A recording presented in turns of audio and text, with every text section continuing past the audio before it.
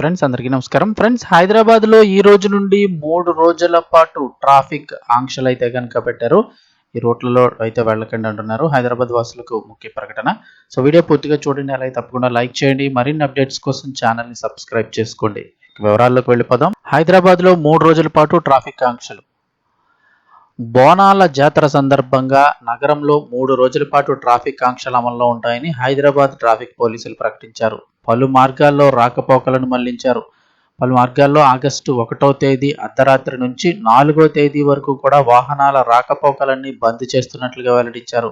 వాహనదారులందరూ కూడా సహకరించాలని కోరుతున్నారు. ఇక మళ్లించిన ట్రాఫిక్ సంబంధించి చూస్తే హైదరాబాద్లో 3 రోజులు కూడా ఈ ట్రాఫిక్ ఆంక్షలు అంటే 1వ తారీఖు అర్ధరాత్రి నుంచి 4వ తారీఖు వరకు. ఈ మేరకు రాకపోకలు నిలిపేసే మార్గాలతో పాటు దారి మళ్లింపు వివరాలను కూడా అధికారులు వెల్లడించారు. సికింద్రాబాద్, ఉజ్జయిని, మహంకాళి బోనాల జాతర సందర్భంగా ఈ ట్రాఫిక్ ఆంక్షలు అయితే విధించారని చెప్తున్నారు. ఆగస్టు 2 నుంచి ఆలయం 4వ తారీఖు వరకు ఆలయం చుట్టూ సుమారు 2 కిలోమీటర్ల మేర వరకు వాహనాల రాకపోకలపై ఆ ఆంక్షలు అయితే విధించారు.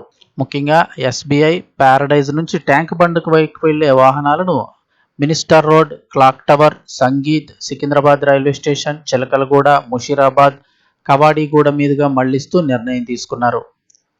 అదేవిధంగా ప్యారడైజ్ నుంచి బైబిల్ హౌస్ వైపు వెళ్లే వాహనాలను ఎస్బీఐ లేదా క్లాక్ టవర్ మీదుగా మళ్లిస్తున్నట్లు వెల్లడించారు. ఈ మార్గాలు వాహనదారులందరికీ కూడా సులభంగా ఉండేందుకు అధికారులు ముందుగానే ప్రణాళికలు రూపొందించారు. ఇక ప్యాట్నీ నుంచి వచ్చిన వాహనాలను సిటీఓ జంక్షన్ వైపు మళ్లించాల్సి ఉంటుంది.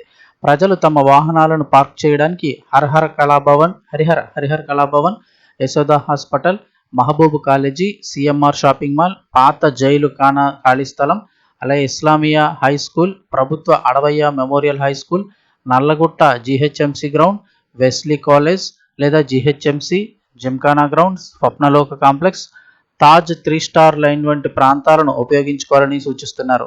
అత్యవసర సహాయం కోసం ట్రాఫిక్ హెల్ప్ లైన్ నంబర్ 9010203626 నెంబర్కి అయితే ఫోన్ చేయాలంటూ అధికారులు అయితే సూచిస్తున్నారు. సో ఈ 3 రోజుల పాటు ట్రాఫిక్ ఆంక్షలు అయితే కొనసాగనున్నాయి.